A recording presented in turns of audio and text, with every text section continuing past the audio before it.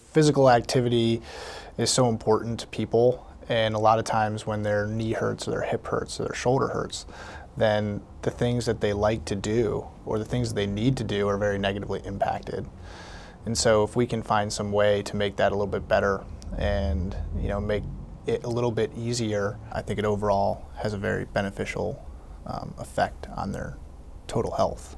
In orthopedics, we have a unique ability to really change people's functional outcome immediately. So they come in with an issue and oftentimes they leave with that issue fixed. In regards to cancer patients, they often come to me as a referral. So many times they've seen multiple other doctors with issues that might have been going on for a while and they don't have an answer to it. And then all of a sudden they find out they may have a tumor, they may have cancer. And so a lot of times they come to see me and they're very, very nervous and anxious. And I try to help address those worries and anxieties as best I can and help them, A, come up with a diagnosis, and B, a viable treatment plan that'll hopefully give them some comfort moving forward out of my office.